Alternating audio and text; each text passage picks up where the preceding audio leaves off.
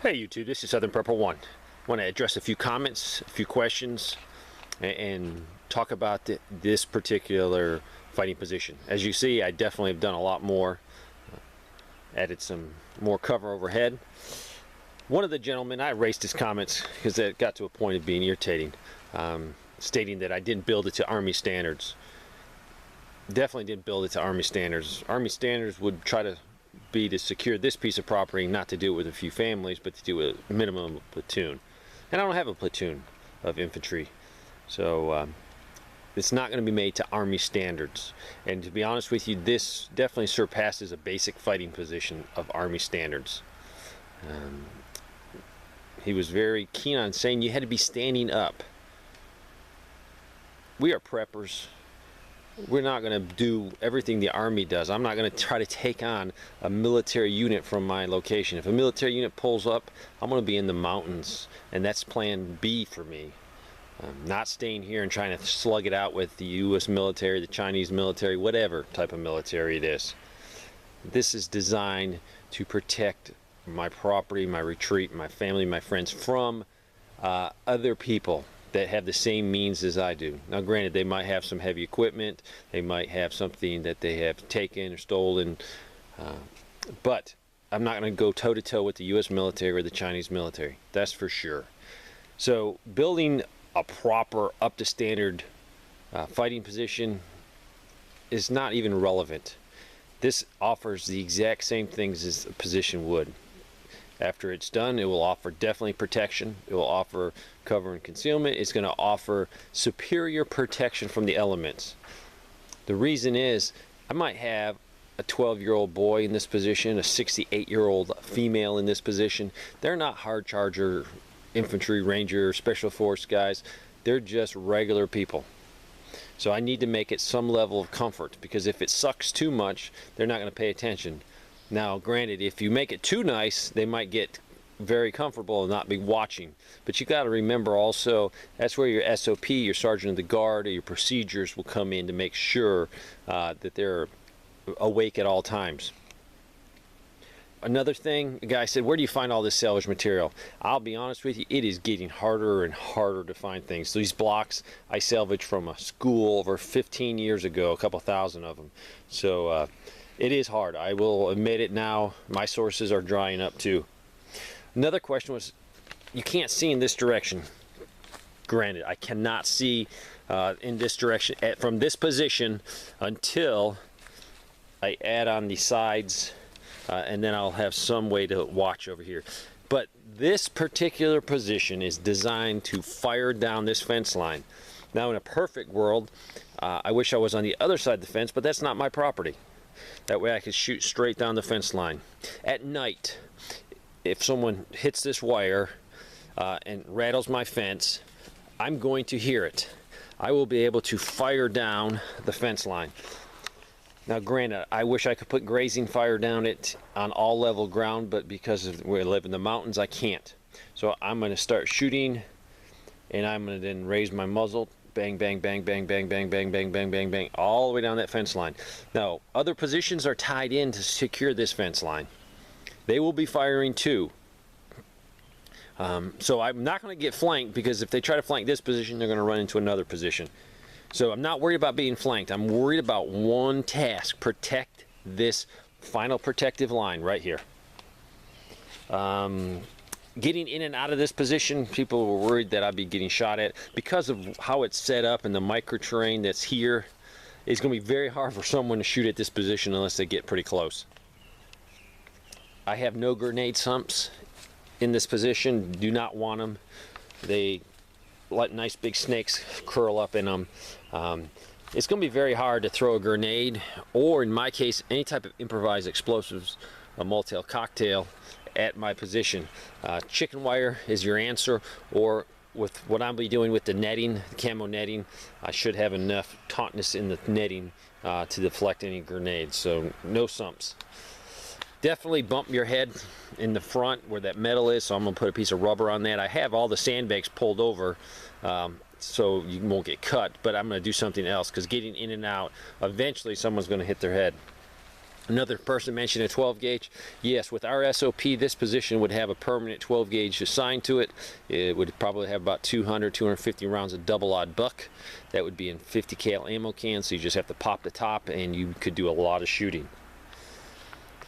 So the purpose of next to the fence is to shoot down it. A few people mentioned that. Another guy got me on 18 inches of overhead cover. Granted, I could add more cover to it, but for right now, I'm not planning on taking on artillery. I am good. I will be adding some dirt, and the dirt will be thrown on here, and some leaves just to fill in any type of little crack. And then I will be also putting on this. I have lots of that material. It's a sun netting, and what that's going to do is protect the sun. These are the better bags, but eventually they will break down. I'll have leaves, the netting on it, so I'm not worried about the UV rays when it's all said and done. Another person mentioned railroad ties. They're awesome, they work great, you can build nice things with them, but just the smell of them. I'd like to talk about this fence right here. This fence is an improvised fence. As a prepper, my budget is very small. A lot of this material has been salvaged. The posts were salvaged, the bigger ones. I got about 8 of those from another prepper that was moving. And I put this is just your typical field fence. As you can see, typical field fence, 4 foot tall, typical T-posts. I got a bunch of these from a fencing company. These were fence posts, and they fit perfectly on a T-post. And then what I did was I pegged them, and that works too to keep the fence from moving. And it also works because this cannot fall down. It is sitting on that. Drilled, put a large bolt holding that on, and then some top rail. So I've attached this. This is about 2.5 foot tall. This is the same thing as field fence, but it's used for silt fencing. It's used with the black mesh to keep the mud on a construction site from getting where it's not supposed to be.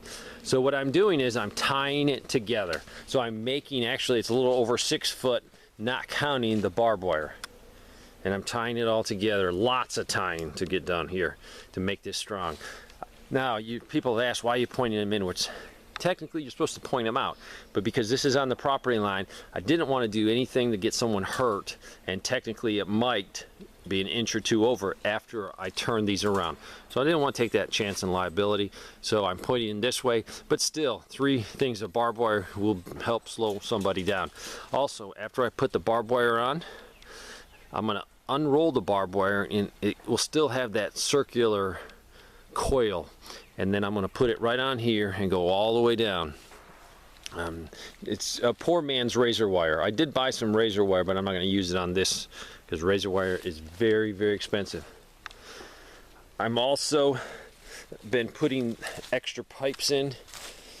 What I'll do is this will get pounded in here and stick out maybe 6 inches, 8 inches, and then I'll tie in the bottom few pieces so you won't be able to pull the fence up at the bottom. And I've already done a lot of these, and this is just scraps that I've had, different sizes. Whatever I got, I'll use. So the goal is to make this fence stronger. Anybody can get through this fence. So the purpose of a fence is to slow someone down.